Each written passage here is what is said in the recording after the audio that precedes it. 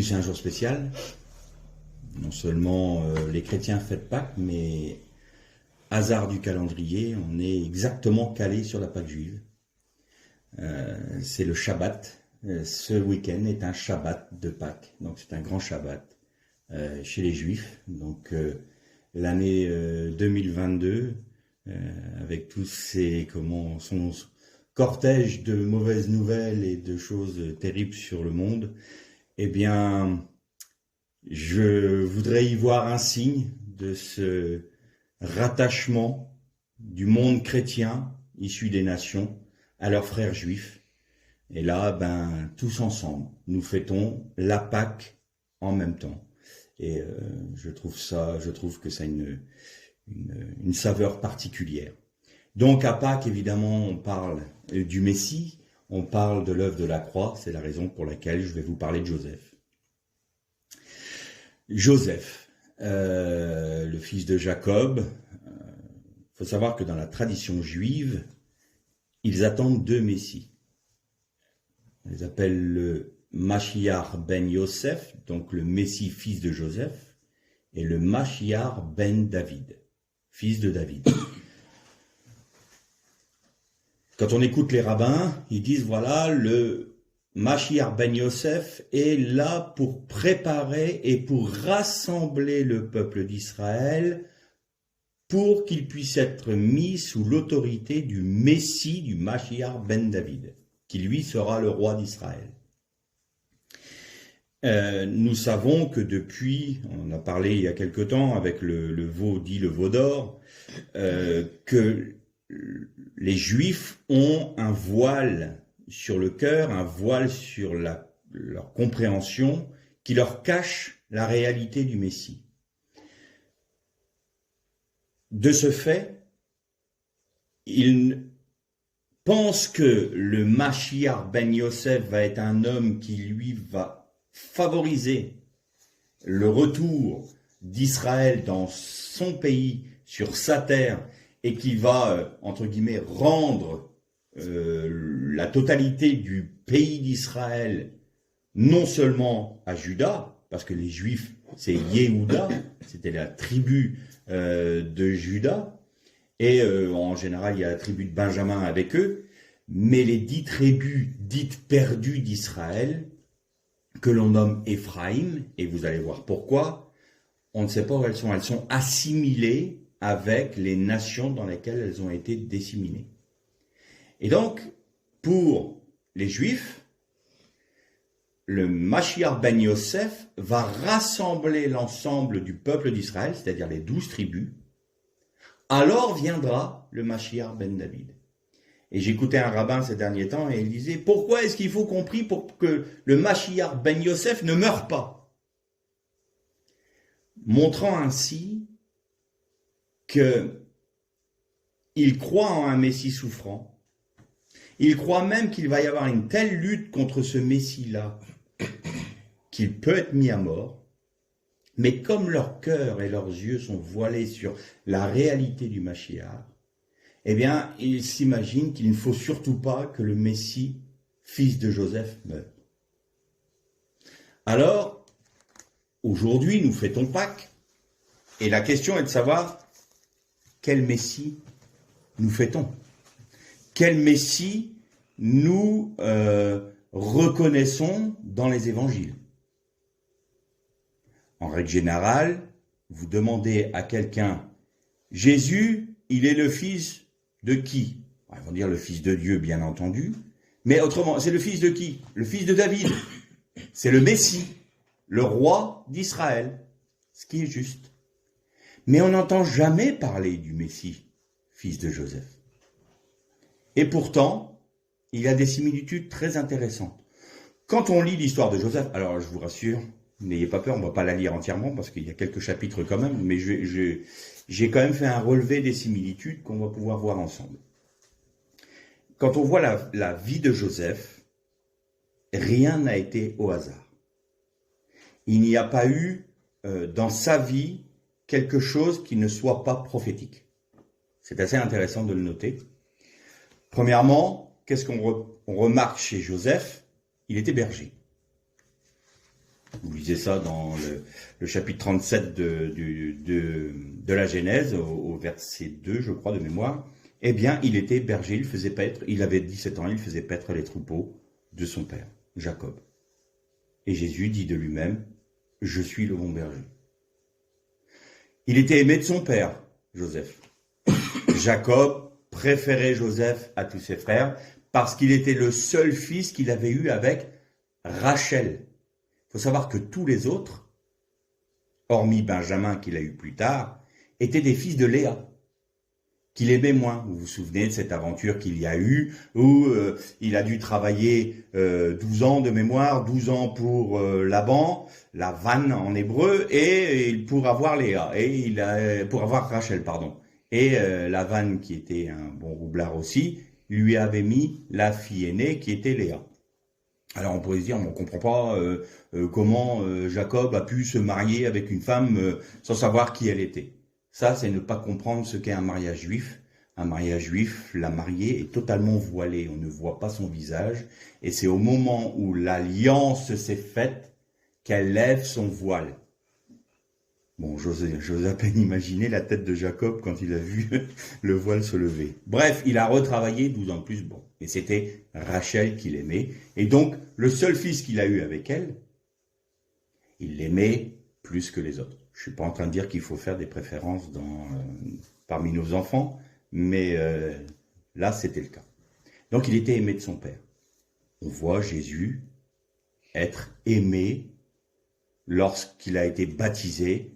On entendit du ciel une voix qui disait « Voici mon fils bien-aimé, faites tout ce qu'il vous commandera. » Il était haï par ses frères, Joseph. Il est allé vers ses frères pour leur transmettre un message du père, de Jacob.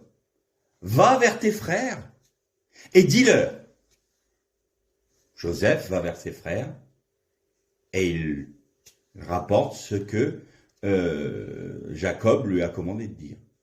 Mais comme il faisait des rêves qui ne plaisaient pas aux frères, en les voyant, vous savez, les songes de Joseph avec les gerbes qui se courbent devant la sienne, bon, les frères de Joseph ont eu une certaine animosité envers lui, donc il n'a pas été reconnu par ses frères.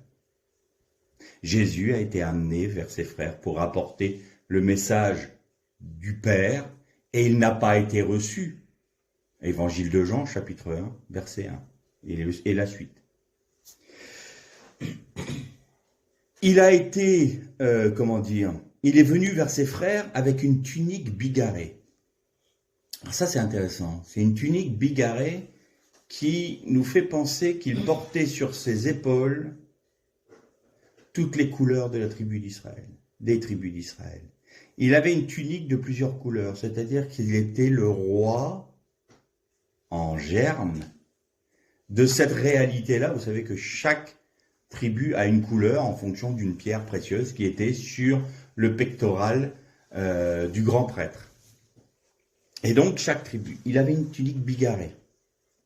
Jésus a eu une tunique aussi. Et vous verrez que cette histoire de tunique, elle va être très importante dans la suite de notre méditation.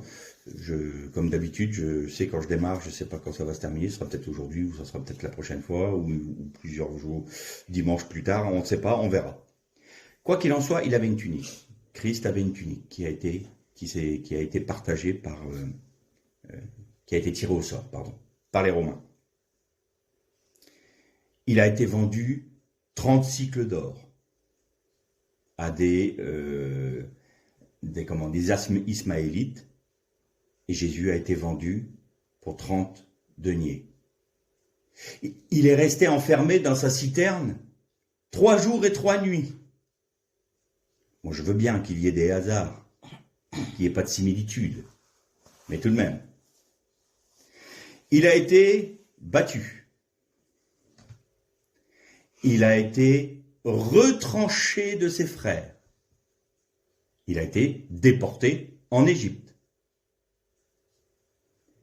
Et ensuite, là je vous résume la totalité, je ne vais pas faire toute la liste, et ensuite il a été reconnu. Mais vous noterez une chose. Au moment où il révèle à ses frères qu'il est Joseph, je vais passer sur les aventures de la coupe qui est cachée dans leur sac, de l'argent qui a été rendu. Il y a sûrement des choses à dire là, mais bon, on ne va pas se disperser. Vous notez qu'il le dit 2 fois à ses frères. Je suis Joseph. Les frères ne le reconnaissent pas. Ne le reconnaissent pas. Ils ne voient pas que c'est lui.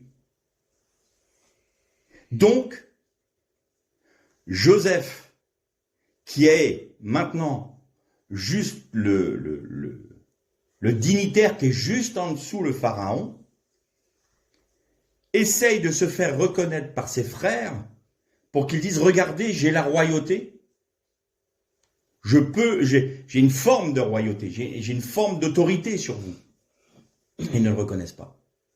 Il n'y aura que la 2e fois, quand ils vont revenir, la 2e fois, je suis Joseph. Et là, ils vont comprendre. Et là, ils vont dire, comme on dit en hébreu, ils vont faire la teshuva. C'est-à-dire qu'ils vont se repentir. De quoi? Mais il va se venger de ce qu'on a fait. De ce qu'on lui a fait. Ça, vous n'avez pas un écho, là, du prophète de mémoire, il me semble que c'est Ésaïe ou Jérémie, qui dit « Et ils pleureront sur lui comme sur un premier-né. Ils tourneront les regards vers celui qu'ils ont percé. » Donc, le Messie qui est venu souffrir et mourir est le Messie Ben Yosef, le Mashiach Ben Yosef. Et vous savez que Jésus a dit à la Samaritaine que le salut venait des Juifs, donc de Yehuda. On est d'accord? Le salut vient des Juifs.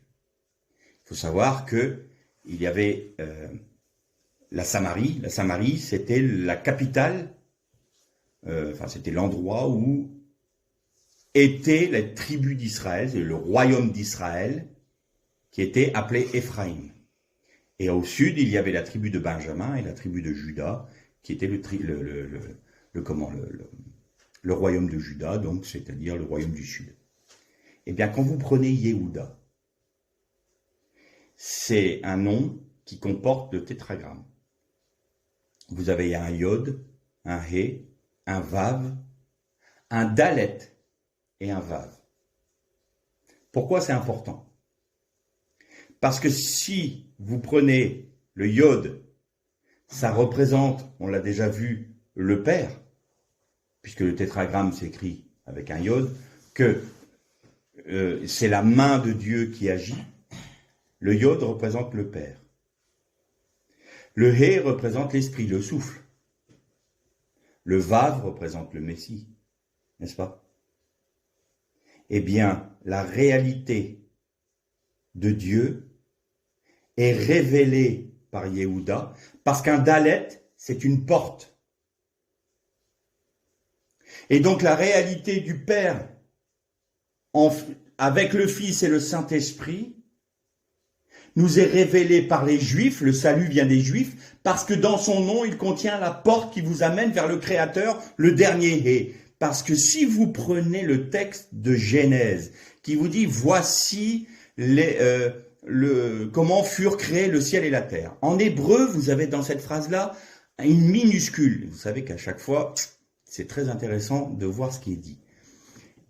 Eh bien, voici, je paraphrase, mais c'est la pensée, voici comment furent créés le ciel et la terre par le Hé. Par le souffle de Dieu, par la main de Dieu, par la pensée de Dieu, par le Créateur. Et donc, vous avez le Père, le Fils et le Saint-Esprit dans Judas, qui est lui-même la porte qui vous révèle le Créateur. Voilà Yehuda. Le salut vient véritablement des Juifs, même dans leur nom. Et que veut dire Yehuda? Veut dire ceux qui louent. Donc, ils ont dans leur nom même le nom du tétragramme, c'est-à-dire le nom de la Chesed, de la miséricorde, mais ils contiennent la porte qui nous révèle le Créateur, et en eux-mêmes, dans toute cette réalité-là, ils louent Dieu. C'est ça les Juifs. Et si vous prenez la Gematria, vous avez, la totalité des lettres va vous donner 30. Mais il y a une règle dans la Gematria qui vous permet d'aller vers les unités, c'est-à-dire que vous faites la somme à chaque fois jusqu'à ce que vous arriviez à un chiffre, à une unité. Et comme 30 à l'unité, c'est quoi? C'est 3. 3 plus 0, ça fait 3. 3, Dieu 3 fois saint.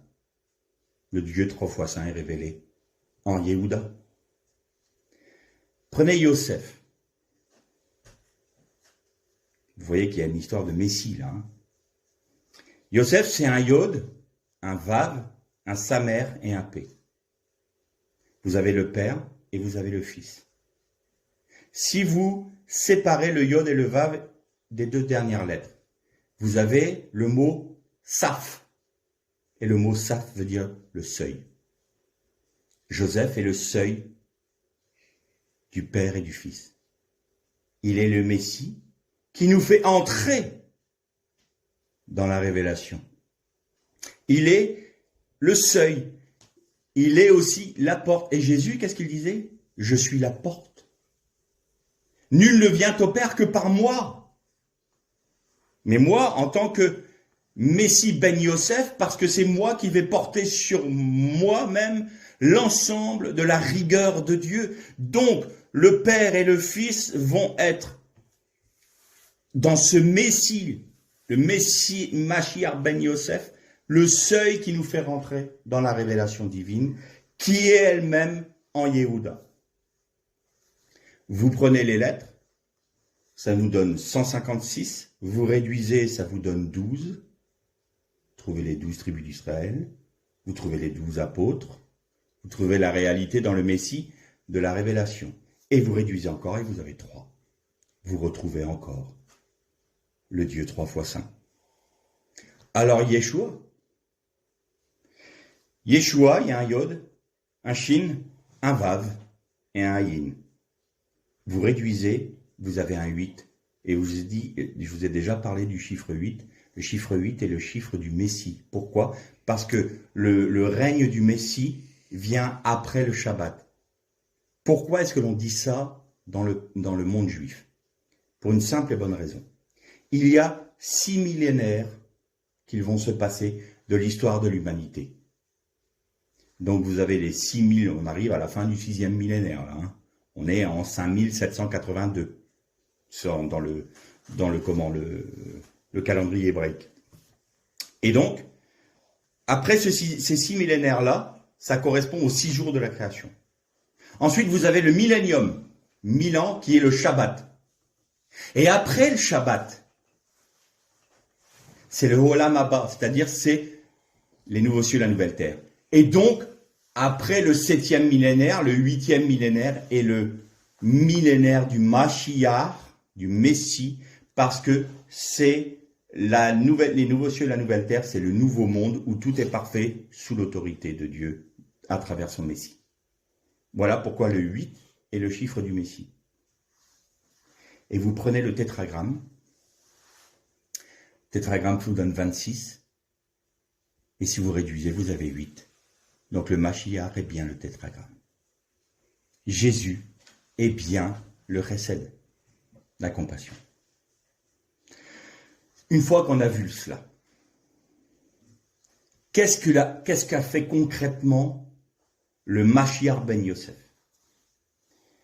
Le Mashiach Ben Yosef s'est marié avec une femme qui était une femme de la tribu d'Israël, de la maison de son père, bien qu'étant en Égypte.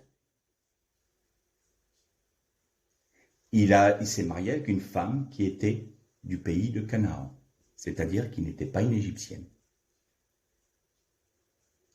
Et Yehuda, il s'est marié avec une étrangère. David et Salomon ont pris des étrangères. Et les rabbins disent, c'est quand même le Messie, ils voient dans les deux Messies une dualité, eux. Pourquoi? Parce que je répète encore une fois, ils ont un voile sur leur cœur. Et ils n'ont pas vu la complémentarité des deux Messies. Le Mashiach ben Yosef n'a été envoyé que vers Israël. Une seule épouse. Jésus n'est jamais sorti d'Israël. Quand il est venu en tant que Messie ben Yosef, qu'est-ce qu'il a dit à la femme cananéenne qui, quand il est juste un moment où il a passé la frontière et qu'elle lui disait « Guéris mon enfant », il lui a dit « Femme, qu'ai-je à faire avec toi ?» Ça paraissait dur comme parole. « Qu'ai-je à faire avec toi ? Je suis venu seulement vers la maison d'Israël, vers l'épouse. » Sachez une chose, et là il faut que les chrétiens comprennent une chose très importante. L'épouse du Messie, c'est pas l'Église. L'épouse du Messie, c'est Israël. Alors vous allez dire, mais alors nous, l'Église, on est quoi? Eh bien, si on est rattaché à Israël, ce que nous allons voir maintenant, nous faisons partie de l'épouse. Donc, le Mashiach ben Yosef est venu vers Israël et uniquement vers Israël.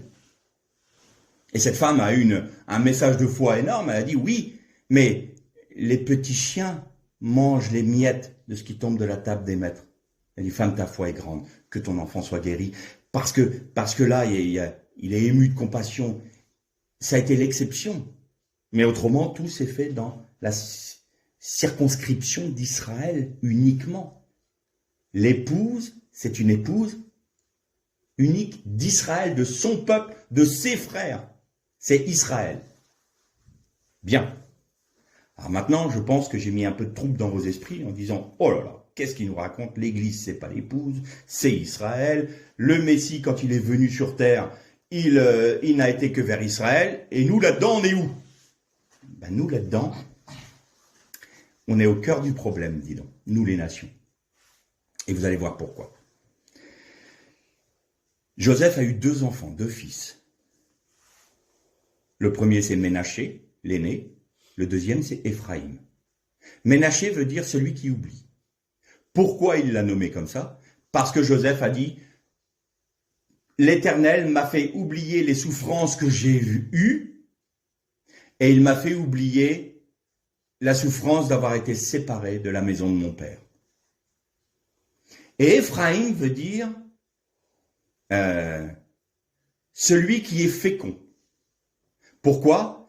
Parce qu'il m'a rendu fécond dans une terre étrangère alors que je suis établi en Égypte. Ce sont 2 enfants qui ont été conçus et qui sont nés en Égypte. Vous vous rappelez de la bénédiction de Yitzhak sur Yaakov et sur Esav, sur Ésaü et Jacob? Et comment Jacob a fait une petite entourloupe là pour ravir le droit d'aînesse à Esav, à Ésaü. Et vous savez que dans le monde juif, Esav est synonyme, Ésaü est synonyme du christianisme occidental. Pourquoi? Parce que Esav était Rome, représentait Rome. Vous parlez à un juif d'Ésaü ou d'Esav, pour parler comme eux, il va vous dire « Ah oui, c'est Rome ça ». Et pourquoi le christianisme? Parce que Rome est devenu le christianisme depuis Constantin. Donc, il y a eu un glissement de l'Empire romain vers l'Église catholique romaine qui était l'Église universelle basée à Rome. Donc Esav, c'est les chrétiens. Et Jacob est passé, hop, et il a pris le droit d'aînesse à Esav. Alors vous allez dire, mais c'est pas normal. Oui, mais d'un autre côté, Esav, lui, il a vendu son droit d'aînesse pour un plat de lentilles. Donc il l'a méprisé. Il a dédaigné ce droit d'aînesse. Et à la fin de sa vie, Jacob, va bénir tous ses enfants. Je vous pose une question. Dans les tribus d'Israël, où se trouve la tribu de Joseph? pas. Il n'y a pas de tribu qui s'appelle Joseph. On est d'accord? Et vous n'avez pas un territoire. Alors, je parle en termes de territoire, hein, je ne parle pas en termes de nom. Hein. En termes de territoire. Il n'y a pas de territoire dévolu à Joseph. Il n'y a pas de territoire dévolu à Lévi, et pour cause, puisque Lévi ne pouvait pas avoir un héritage terrestre, parce que, étant un peuple de prêtres, leur seul héritage, c'est Dieu. Donc, ils avaient des villes lévitiques, hein, ils avaient des partages dans chaque tribu d'Israël, parce que chaque tribu d'Israël devait avoir des Lévites en son sein, parce que c'était eux qui étaient prêtres de l'Éternel. Donc, il manque 2 parts. Joseph, Lévi. Et puis, je vous le cache pas, vous avez 2 tribus qui s'appellent Ephraïm et Ménaché, non? Pourquoi? Eh bien, relisez dans le texte.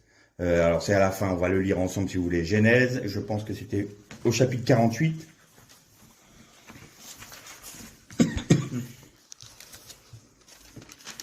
Il me semble. 48 ou 40. Ouais, 48. Et on va lire à partir du verset 5. Maintenant, les 2 fils qui te sont nés au pays d'Égypte avant mon arrivée vers toi en Égypte seront à moi. Éphraïm et Ménaché seront à moi comme Reuven et Shiméon. C'étaient les 2 fils aînés de Jacob, Ruben et Siméon.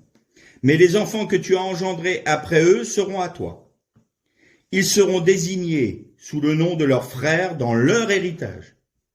À mon arrivée de Padan, Rachel mourut près de moi pendant le voyage de Canaan et à quelque distance d'Ephrata.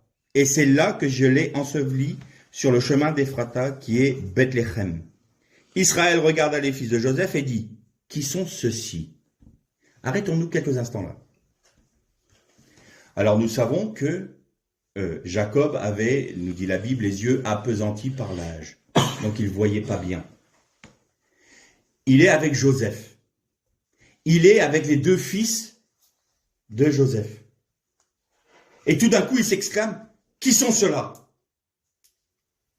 Et il y a certains rabbins qui ont dit, Jacob ne les a pas reconnus parce qu'ils étaient vêtus comme des Égyptiens. Donc quand il les a touchés, il n'a pas trouvé les vêtements hébraïques. Et donc il les a pas reconnus.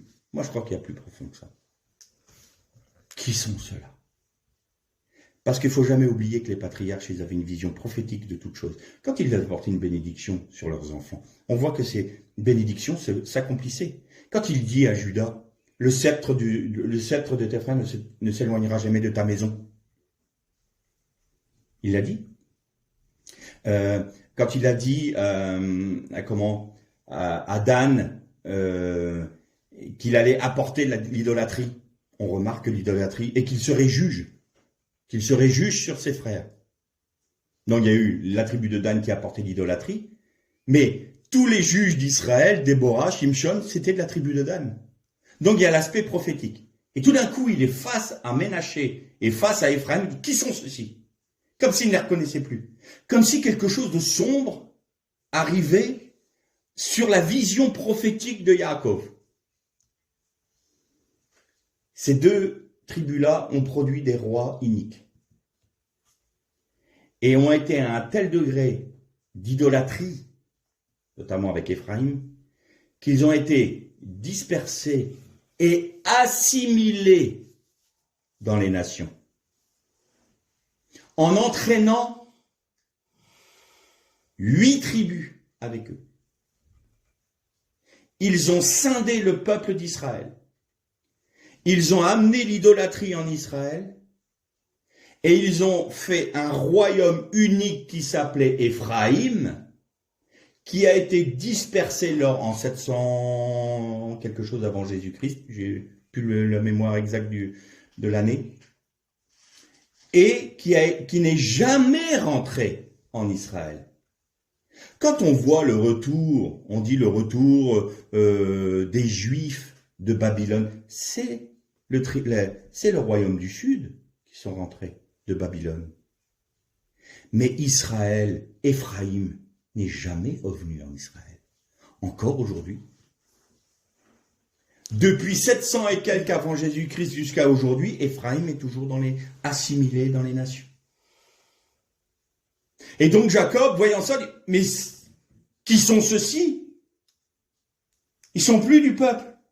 Ils sont tellement assimilés aux nations que, mais c'est qui? Je ne reconnais pas. Qu'est-ce qui se passe? Vous voyez? Il n'y a pas de petits détails dans la Torah. Poursuivons notre lecture. Joseph répondit à son père, « Ce sont mes fils que Dieu m'a donnés ici. » Israël dit, « Je t'en prie, fais-les avancer vers moi pour que je les bénisse. » Les yeux d'Israël étaient appesantis par la vieillesse. Il ne pouvait plus voir.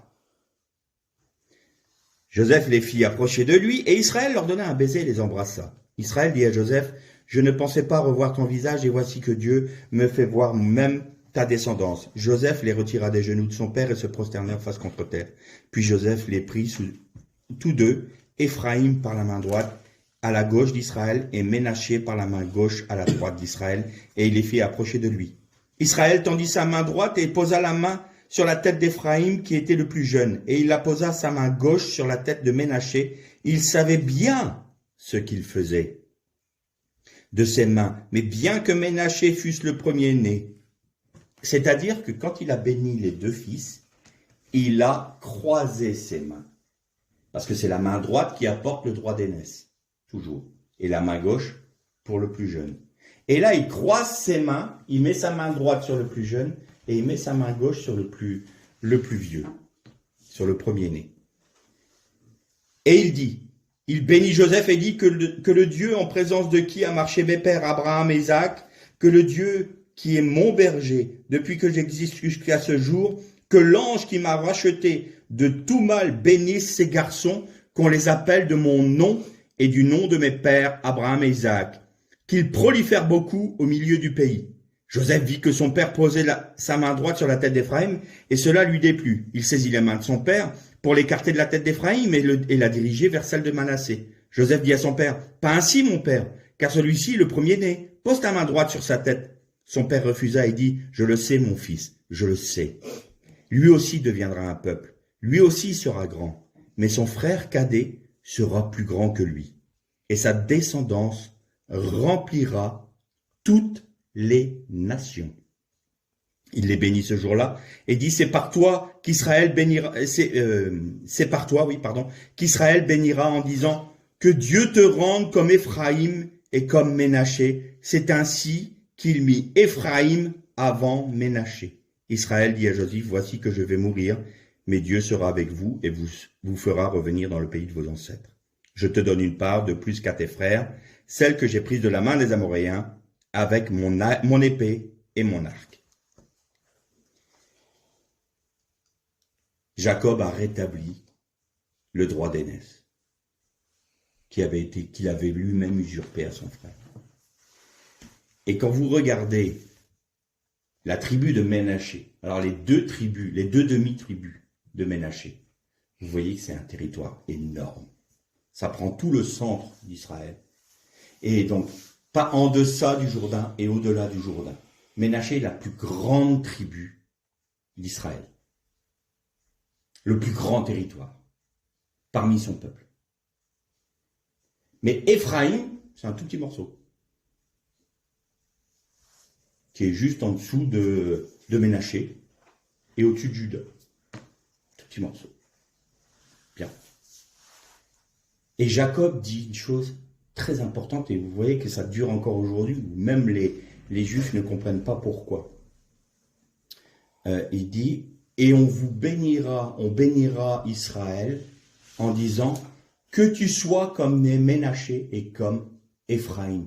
Et vous savez qu'à chaque Shabbat, les pères bénissent leurs enfants en disant sois comme Ménaché et comme Éphraïm. Et avant chaque Yom Kippour, il y a une bénédiction sur les fils en disant sois comme Ménaché et comme Éphraïm. Étonnant, n'est-ce pas? Quand on sait que Ménaché, Éphraïm et toutes les tribus d'Israël ont été idolâtres. impressionnant. Dan a apporté l'idolâtrie dans le peuple. D'ailleurs, c'est ce que je vous disais quand on parlait du veau d'or. La tribu de Dan avait un morceau de territoire tout au nord d'Israël. Pourquoi? Parce qu'ils n'étaient pas satisfaits, ils n'avaient pas suffisamment de place dans le territoire qui leur était dévolu, et ils ont fait un énorme péché, c'est-à-dire qu'ils sont allés vers un peuple qui était paisible et qui était séparé de tous. Ils vivaient en autarcie. Et ils étaient en paix. Ils n'avaient pas d'armes et tout, ils ne voulaient pas de la guerre. Et eux sont venus dessus et les ont massacrés pour prendre leur territoire. Et ça leur a été compté comme un jugement. Et quand vous prenez dans l'Apocalypse, les 12 000 de la tribu 2, 12 000 de la tribu 2, 12 000 de la tribu 2, vous n'avez pas Dan dedans. Dan n'est pas dans les 144 000. C'est étonnant, n'est-ce pas? Ça ne veut pas dire qu'ils sont retranchés du peuple, mais leur nom a été effacé à ce moment-là. Mais on le retrouve dans Ézéchiel, parce que Dieu est juste. Mais ils ont commis une chose effroyable à ce moment-là. Et à Dan, ils ont mis un veau d'or. Et à Bethel, ils ont mis un veau d'or. C'est-à-dire que, il disait ainsi, tout le royaume d'Éphraïm, le tribu du Nord, le royaume du Nord, est sous l'autorité de quoi? Du veau d'or. De ce qui a été fait dans le désert. L'idolâtrie. Éphraïm est celui qui est dispersé dans les nations. Et pour les Juifs messianiques, Éphraïm, c'est l'Église des païens. C'est les nations qui se rattachent à Israël. On est idolâtre parce qu'on a suffisamment prêché là-dessus. On s'est fait un Christ occidentalisé. On a retiré, on a enlevé aux Juifs leur Messie pour nous en créer un à notre image. Le Messie que nous prêchons majoritairement dans le monde chrétien est un faux Messie pour les Juifs. Ce n'est pas c'est pas le Messie de la Torah. C'est pas le Mashiach ben Yosef et le Mashiach ben David. C'est un Messie occidental. C'est un faux Messie. Un faux Messie. Idolâtre. Et Éphraïm est frappé par ça. Mais un jour, ce peuple-là d'Éphraïm va être rassemblé avec Israël. Et je vous confirme que c'est ce que Dieu veut, ce mouvement qui revient vers Israël, que les chrétiens issus des nations reviennent vers Israël, parce que c'est la suite logique, parce que c'est le travail du Messie ben Yosef. C'est ce qu'est en train de faire aujourd'hui, pendant les 2000 ans qui se sont passés, c'est ce qu'est en train de faire l'Esprit de Dieu, et qu'est-ce qui était dit? Et l'Esprit du Christ travaillait. C'est Christ, c'est-à-dire c'est le Messie ben Yosef qui travaille par le Saint-Esprit pour rattacher à son peuple Éphraïm, pour ramener Éphraïm en Israël. Et en faisant cela, il épouse une femme étrangère. Le Mashiach ben David épouse une femme étrangère. Et il va régner sur une femme de son peuple, mais également sur une femme étrangère. Parce que nous étions étrangers aux alliances, nous dit l'apôtre Paul dans Galates, ou Colossiens, pardon. Vous étiez étrangers aux alliances faites à Abraham, scellées par le sang. Vous étiez étrangers. Mais en Jésus-Christ, vous êtes rendus participants, vous avez été rattachés, vous qui étiez contre nature, femme étrangère. Vous qui étiez une femme étrangère, vous êtes maintenant assimilés, vous êtes rentrés dans le giron d'Israël, vous êtes en Israël, donc vous devenez une épouse légitime. La voilà, l'épouse de l'agneau. C'est Israël, avec Éphraïm. Avec Éphraïm. Et de dire que l'épouse du Christ du Mashiach ben David, de celui qui va venir pour régner. Parce que là, il n'est pas encore revenu pour régner. C'est ce qu'on attend, son retour, pour qu'il vienne prendre son royaume, qu'il monte sur son trône de son père David, pour régner sur l'Israël. Si on dit que c'est que l'Église, alors on dit que le Messie épouse une femme étrangère, contre l'ordre qui est donné aux Hébreux. C'est pas possible. Donc c'est pas Israël qui va se rattacher à l'Église, mais c'est bien l'Église qui, sanctifiée par son époux, devient une épouse légitime d'Israël. Parce qu'Éphraïm, si vous regardez la carte des tribus d'Israël, Éphraïm est au sein d'Israël, dans le centre, au cœur d'Israël. Pourquoi? Parce qu'il a plu à Dieu de nous racheter parmi les nations pour nous rassembler et nous mettre dans le cœur de son peuple afin que nous ayons part, nous aussi, part aux promesses faites à Jacob, à Abraham, Jacob, Isaac. Et qui fait cela? Qui rassemble cela? Le Mashiach ben Yosef, celui qui est mort sur la croix. Et une fois que tout ce peuple est rassemblé, une fois que nous sommes tous unis en un même peuple qui a pour nom Israël, et non pas l'Église, juste une petite chose comme ça, il y a plus de 1000 fois où le nom, c'est 1800 ou 1900 fois où il est parlé d'Israël, dans toute la Bible, hein, et 40 fois seulement dans l'Église, pour l'Église. Et encore, on a traduit Église des termes où il parlait de synagogue. Donc on n'a même pas à 40. Vous voyez un peu? Donc arrêtons d'apporter tout à nous en disant mais nous sommes. Non, nous sommes Éphraïm.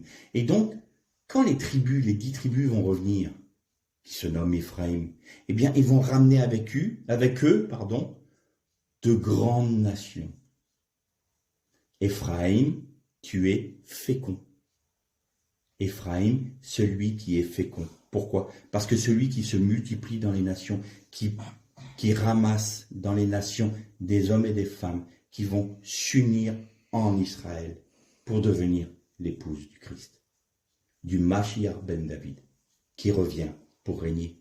Voilà le Messie que nous avons connu, l'œuvre que le Messie ben Yosef est en train de faire, et celui que nous attendons pour qu'il règne sur nous. Une fois que l'on a compris ça, et ça sera les prochaines fois parce que je pense que l'heure tourne là, on va voir quelles sont les alliances auxquelles nous sommes rattachés. Parce que on en parlé un tout petit peu quand la promesse faite à Abraham, ça c'est la promesse de l'alliance, c'est-à-dire je ferai de toi une multitude de nations, toutes les nations seront bénies en ta postérité, c'est-à-dire dans le Messie, et je te donne un pays, je donne un royaume, je donne autorité. Et il y a eu ce pacte, cette alliance faite avec Abraham, notamment avec les animaux coupés en deux, et où le feu de Dieu, la manifestation de Dieu dans la colonne de feu est passée entre les deux. Et je vous avais dit que c'était d'ores et déjà dans le premier mot de la Torah, dans Bereshit. Hein, vous vous souvenez de ça? Les 2 premières lettres de Bereshit et les 2 dernières lettres forment le mot Brit, qui veut dire alliance, et au milieu il reste le terme Esh, qui veut dire feu. Donc cette notion de l'alliance d'Abraham était déjà dans le premier mot de la Torah. Alors je profite pour réfuter une chose énorme, c'est de dire que la Torah est fausse parce que les Hébreux ne peuvent pas commencer un texte sacré sans commencer par la première lettre de l'alphabet hébraïque, qui est le Aleph, parce que c'est Dieu. Or, c'est méconnaître une chose importante, c'est parce que avant la création, Dieu était. Donc, il ne pouvait pas commencer avec la création. Dieu était antérieur à la création. C'est la raison pour laquelle, notamment, Bereshit commence par la 2e lettre de l'alphabet, qui est un bet. Et je vous avais dit que bet est une lettre ouverte vers le texte qui nous dit maintenant on commence l'histoire de l'humanité. Voilà, c'est pour la petite anecdote. Parce que là, j'ai vu et j'ai entendu beaucoup de messages disant oui, mais le judaïsme tel qu'on l'annonce ou tout le christianisme avec le texte de la Bible est faux parce qu'il commence par la lettre bête. Donc on trouve de tout. Hein.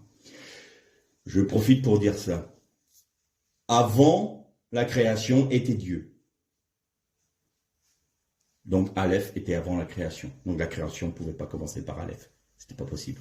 Ça voulait dire que Dieu était créé en même temps que la création. Ce qui est un non-sens. Bon, c'était pour la petite histoire. Et donc, on va parler des alliances, cette alliance-là. Et on va voir comment le peuple d'Israël a rompu cette alliance-là, quelles en ont été les conséquences, et et on va voir l'origine, ou du moins une des origines, de cette grande controverse qu'il y a entre les Juifs et les chrétiens, qui est la loi et la grâce, et la foi. Alors là, tempête dans un crâne pour tout le monde. Oui, mais il faut respecter les 613 mitzvot, il faut être comme ci, il faut être comme ça. Oui, mais on n'est plus sous la loi, on est sous la grâce. Et puis, personne n'a réellement compris ce que c'était. Moi, j'ai jamais entendu d'enseignement là-dessus. Il y en a sûrement, mais moi, personnellement, j'en ai jamais entendu. Alors, on va aborder ce sujet-là et on va décortiquer un peu tout ça pour que ça soit bien clair dans notre esprit, de manière à savoir sur quel modèle nous sommes aujourd'hui. Pour vous mettre un peu l'eau à la bouche, comme mon accoutumé, il y avait l'ordre de Melchisédek en Abraham. Ensuite, on a eu le sacerdoce d'Aaron. Et on revient au sacerdoce de Melchisédek. Là, je vous ai perdu, mais vous allez vite comprendre. Donc, je pense que la prochaine fois, on va aborder ces thèmes-là. Ce que je voulais vous dire aujourd'hui, c'est que le Mashiach ben Yosef est celui qui rassemble Éphraïm, dont fait partie les nations. Et que nous sommes rattachés à Israël, c'est juste pour confirmer dans la parole ce qui est dit. Et que vous voyez bien que la similitude qu'il y a entre Jésus et Joseph est frappante. Pourquoi? Parce qu'il est le Messie. Mais là où les Hébreux, pas les Hébreux, les Juifs, parce que les Hébreux c'est l'ensemble d'Israël, les Juifs attendent deux Mashiach, ils n'ont pas compris que un seul Mashiach réunissait les deux attributs des Mashiach. Il était à la fois Mashiach ben Yosef et Mashiach ben David. Pourquoi je peux dire ça? Je terminerai par ça. Il y a juste une phrase étonnante. Vous vous souvenez que Philippe a dit à Nathanaël, viens nous voir, on a rencontré le Messie. Bon, c'est Jésus de Nazareth, fils de Joseph. Alors, vous avez un juif pieux, Nathanaël, qui respecte la preuve. Pourquoi je dis ça? Parce que Jésus disait, quand tu étais sous le figuier, je t'ai vu, et je sais que tu es un homme pieux. Et d'où me connais-tu? Vous vous souvenez de cette scène-là. Et donc il y a Philippe qui arrive tout content, il a reconnu le Messie, lui. Il dit, dis donc, on a rencontré le Messie, celui qu'on attend depuis si longtemps. C'est Jésus de Nazareth, fils de Joseph.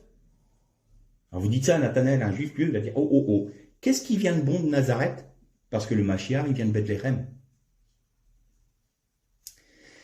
Et fils de Joseph, le charpentier. Eh bien, c'est comme les trains. Un train peut en cacher un autre, mais un Joseph peut en cacher un autre. Quand Philippe a dit ça, il ne parlait pas de Joseph le charpentier. Il parlait le fils de Joseph. En d'autres termes, nous avons rencontré le Mashiach ben Yosef. Et Nazareth cachait Bethléem parce qu'il a plu à Dieu de cacher aux sages et aux intelligents et de le révéler aux humbles. Vous savez comment on appelle Bethléem? Ephrata, qui veut dire Ephraïm. Et vous savez qui était le père d'Isaïe, père du roi David? C'était un Éphratien de la tribu d'Éphraïm.